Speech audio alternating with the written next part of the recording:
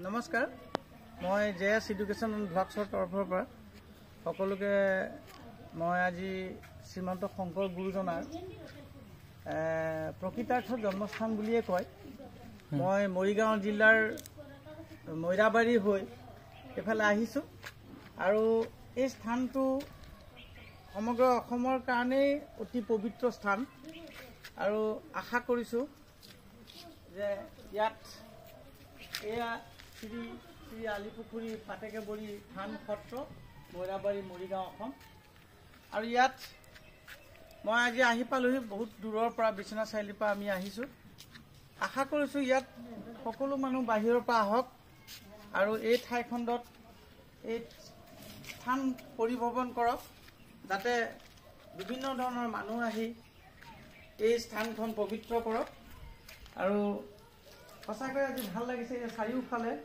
অতি ধুনীয়া আপোনালোকে বহুতেই গম নাপায়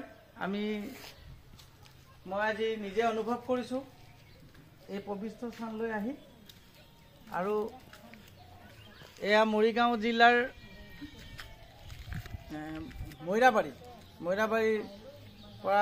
মৈৰাবাৰী টাউনৰ পৰা অকণমান দূৰ আহিলে এইখন জেগাত ঠাই পাওঁ গতিকে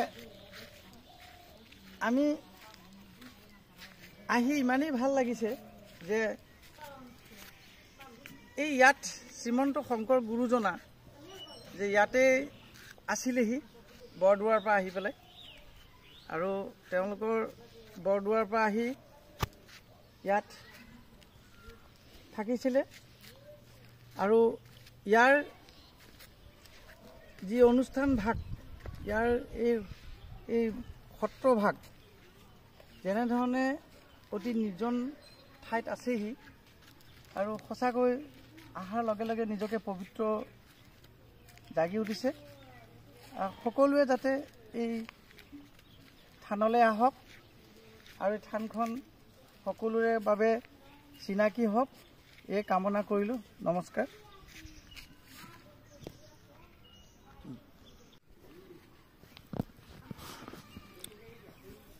এতিয়া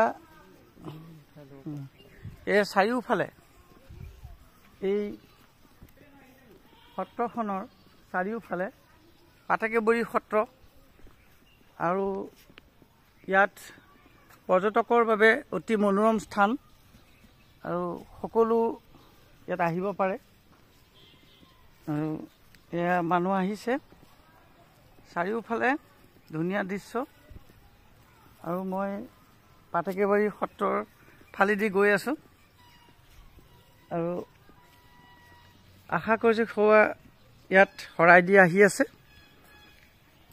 এয়া আৰু এখেত আপুনি মই ডুমডুমীয়াৰ পৰা আহিছোঁ হয় আপোনাৰ নাম মোৰ নাম বিজুমণি বৰুৱা হয় হয় আহি যথেষ্ট ভাল লাগিছে চাগে বহুত ভাল লাগিছে হয় হয় হয় বহুত ভাল বহুত হয় হয় ঠিক কথা আহিব লাগে বহুত ভকতবিলাক হয় হয় আহিলে শান্তি পাব হয় ঠিকই কৈছে হয় ঠিক আছে হ'ব আমি এই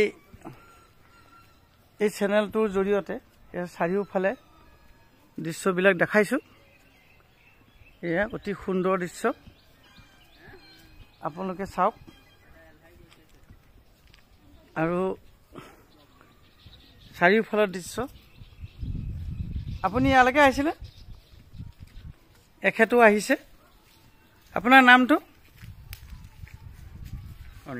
হয় শ্ৰী ক্ষীৰেশ্বৰ বৰুৱা হয় হয় আপুনি আজি আহি বৰ ভাল লাগিল চাগে ভাল লাগিছে মই মানে এইবাৰ প্ৰথম আহিছোঁ হয় হয় হয় ভাল লাগিছে হয় আপোনাকো পালোঁ হয় হয় ঠিকে আছে ভগৱানে মণ্ডল কৰক আৰু গুৰুজনাৰ আত্মাই যাতে নিশ্চয় হয় হয় আমাক সকলোকে নিজৰ কামনা যি আমি আশা লৈ আছোঁ আশাটো পূৰণ হওক হয় দিয়ক এতিয়া আমি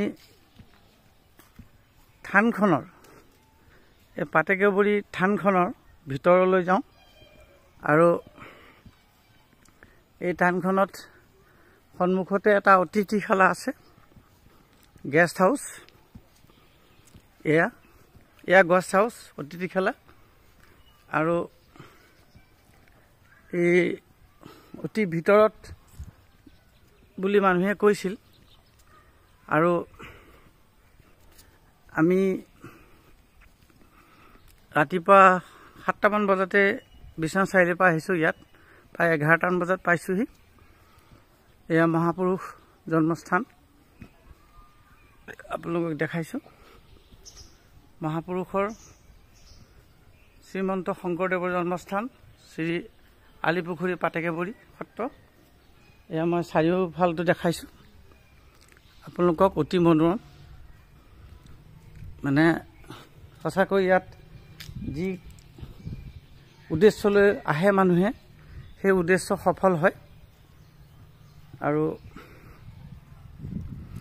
সফল গুৰুজনাৰ আত্মা অসমতে বিয়পি আছে আৰু সেই আত্মাই মাজে সময়ে ভগৱানৰ ৰূপ লয় আৰু তেওঁ যদি সঁচা অৰ্থত আমি লগ পাওঁ তেতিয়াহ'লে তেখেতে নিশ্চয় আমাৰ আশাবোৰ সফলভাৱে যদি আমি সৎ উদ্দেশ্যলৈ কোনো কাম কৰোঁ আমাৰ সফল ৰূপায়ণ হ'ব। এয়া আমি চাৰিওফালটো দেখাইছোঁ, অতি সুন্দৰ চাৰিওফালটো দেখাইছোঁ। এয়া চাৰিওফালটো দেখাইছোঁ, চাওক অতি ধুনীয়া। এয়া মই আপোনালোকক দেখাইছোঁ। এয়া সন্মুখৰ ভাগলৈ আহিছোঁ এতিয়া আৰু এয়া সন্মুখৰ ভাগ। এয়া এয়া থানখন, এয়া থানখন। এয়া এয়া আলিপুখুৰী সত্ৰ পৰিচালনা সমিতি চাৰিওফাল। এইটো এয়া গুৰুজনাৰ, এইটো কি হয় গুৰুজনাৰ? এয়া গুৰুজনাৰ বাটথৰা আছিলে, ইয়াতে গুৰুজনা আছিলে আৰু গুৰুজনা আহি ইয়াত থাকোঁতে তেওঁ যেতিয়া বৰদোৱাৰ পৰা আহিছিলে ইয়াতে তেওঁৰ গা ধোৱা পুখুৰীটো এতিয়াও আছে। এইটো গা ধোৱা পুখুৰী আৰু তাৰ মাজত এটা কুঁৱা আছে। তেতিয়া কছাৰী ৰাজ্যসকল আছিলে, কছাৰীসকল আছিলে আৰু তেওঁলোক ইতিমধ্যে ইয়াৰ পৰা গুচি গৈছে কছাৰীসকল। আৰু চাৰিওফালে ধুনীয়া পৰিৱেশ। এয়া এয়া ইয়াত সঁচাই অতি পবিত্ৰ ভাৱ গুৰুজনা। এই পবিত্ৰ স্থানত সকলোৱে আহক। আমি আহি আহি ইয়াত এজন ভকত পাইছোঁ। ভকতজনৰ তেখেতৰ নাম সুধিম। এয়া শ্ৰীমন্ত মহাপুৰুষ শ্ৰীমন্ত শংকৰদেৱৰ পবিত্ৰ স্থান আলিপুখুৰী পাটেকেবৰী সত্ৰ সত্ৰাধিকাৰ আৱেগ। এয়া আপোনাৰ নামটো? মোৰ নাম শ্ৰী উমেশ শইকীয়া। আপুনি ইয়াত থকা কিমান দিন হ'ল? মই এতিয়া থকা প্ৰায় 11 বছৰ ৰানিং চলি আছে। কওকচোন এই সত্ৰখনৰ বিষয়ে চমুকে। সত্ৰখনৰ বিষয়ে চমুকে ক'বলগীয়া হ'লে আমাৰ এজন আছে। হয় হয় হয়, ভিতৰত আছে তাত।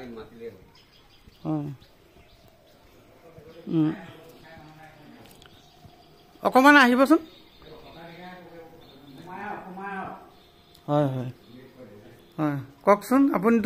আপুনি আজি ধুনীয়াকৈ নাম গুণ গালে, আমি খুব ভাল লাগিলে। আপুনি একাষাৰ কওকচোন।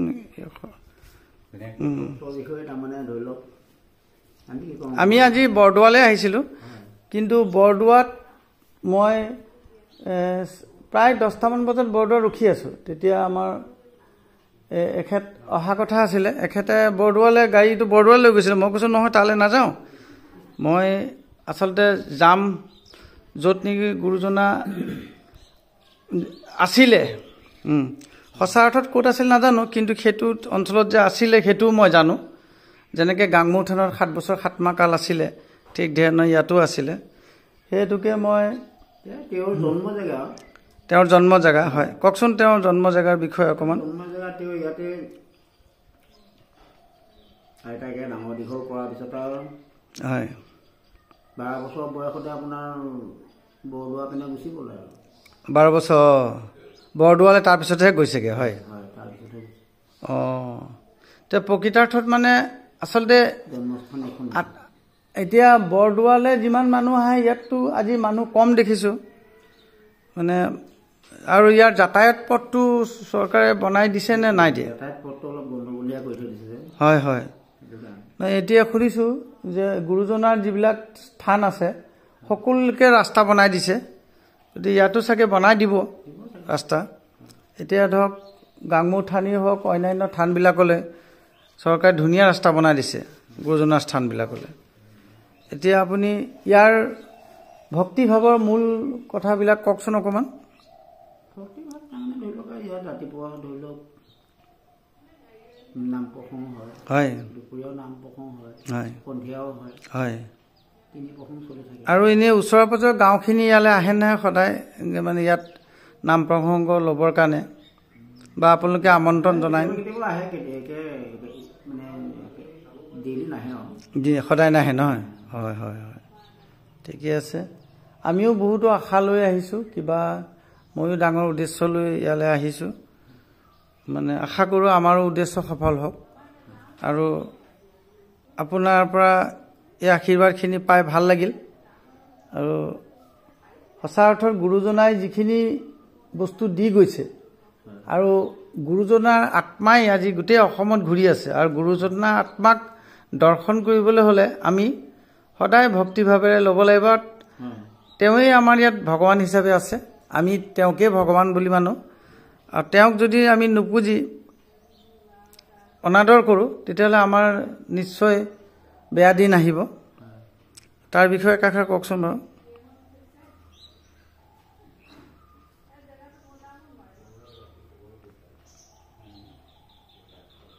কওক একাষাৰ তেওঁৰ বিষয়ে